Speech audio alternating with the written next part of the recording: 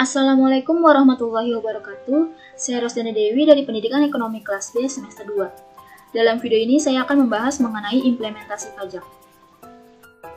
Pembahasan yang pertama yaitu implementasi pajak dalam model CGI.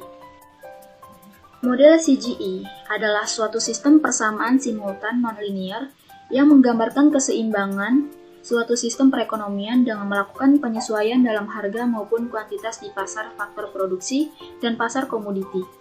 Model CGI cukup baik untuk digunakan dalam menganalisis dampak kebijakan yang bersifat economy-wide, yaitu dampak yang sangat dipengaruhi oleh keterkaitan antar pasar atau antar sektor.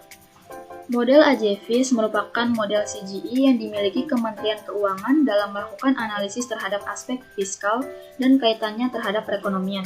Sebagaimana model CGI lainnya, model AJVIS terdiri dari beberapa blok persamaan, yaitu blok produksi, mencerminkan struktur kegiatan produksi dan perilaku produsen. Yang kedua, blok institusi, mencerminkan perilaku rumah tangga dan institusi lainnya. Yang ketiga, blok ekspor dan impor, menggambarkan keputusan dalam mengekspor atau mengimpor barang dan jasa. Yang terakhir yaitu blok market clearing. Persamaan-persamaan dalam blok ini menentukan kondisi keseimbangan untuk tenaga kerja, barang, dan jasa dalam perekonomian. Model CGI mencoba untuk menjelaskan arus sirkular ke dalam sebuah model kuantitatif yang komprehensif. CGI menjelaskan dua jenis pasar dalam perekonomian, yaitu pasar barang dan pasar faktor produksi. Sektor atau perusahaan mensuplai barang dan jasa di pasar komoditi yang kemudian dibeli oleh pengguna atau user. Pengguna ini antara lain industri sebagai intermediate input, rumah tangga, pemerintah, investor, dan eksportir. Industri juga membeli faktor produksi dari pasar faktor produksi dan sebagai imbalannya rumah tangga memperoleh upah atau gaji dan sewa sebagai balas jasa dari kepemilikan modal. Pembahasan lainnya mengenai pajak. Prinsip horizontal equity.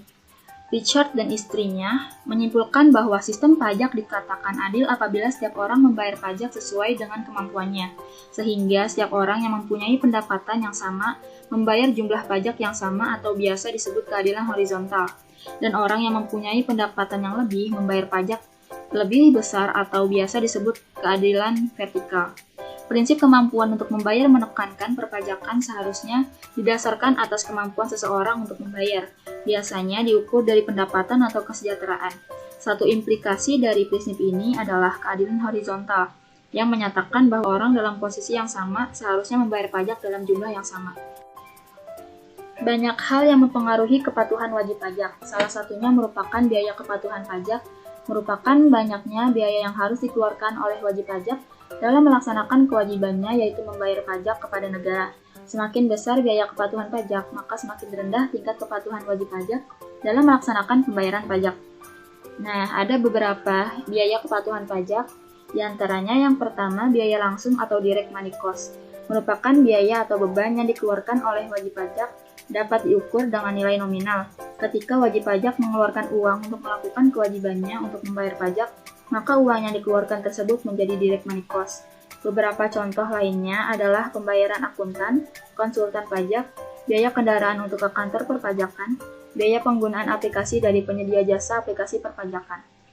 Biaya yang kedua yaitu biaya waktu atau time cost, merupakan biaya waktu yang diperlukan wajib pajak dalam proses melakukan kewajibannya dalam membayar pajak. Wajib pajak tentu mengeluarkan waktu mereka untuk melakukan pembayaran pajak. Waktu yang dikeluarkan tersebut menjadi time cost. Contoh waktu yang biasa dikeluarkan oleh wajib pajak diantaranya mengisi SPT, mengisi formulir-formulir yang diperlukan, tax management, menghitung pajak yang perlu dibayar. Yang ketiga yaitu biaya psikologis atau psychological cost, merupakan apa yang dirasakan oleh wajib pajak pada saat melakukan kegiatan yang berkaitan dengan kewajibannya dalam membayar pajak. Pembahasan selanjutnya yaitu tax avoidance dan tax evasion. Tax avoidance merupakan suatu pelanggaran dalam perpajakan dengan melakukan skema penghindaran pajak yang bertujuan untuk meringankan beban pajak dengan mencari dan memanfaatkan celah terhadap ketentuan perpajakan di suatu negara. Pada dasarnya, tax avoidance ini mempunyai sifat sah karena tidak melanggar ketentuan perpajakan apapun, namun mempunyai dampak yang cukup merugikan terhadap penerimaan perpajakan suatu negara khususnya di Indonesia. Tax evasion merupakan suatu pelanggaran dalam perpajakan dalam melakukan skema penggelapan pajak yang dilakukan oleh wajib pajak untuk mengurangi jumlah pajak yang harus dibayarkan. Bahkan, beberapa wajib pajak sama sekali tidak membayar pajak terutang yang harus dibayarkan melalui cara-cara yang ilegal. Demikian pembahasan mengenai implementasi pajak. Semoga apa yang saya sampaikan dapat bermanfaat untuk kalian dan menambah wawasan. Sekian dan terima kasih. Wassalamualaikum warahmatullahi wabarakatuh.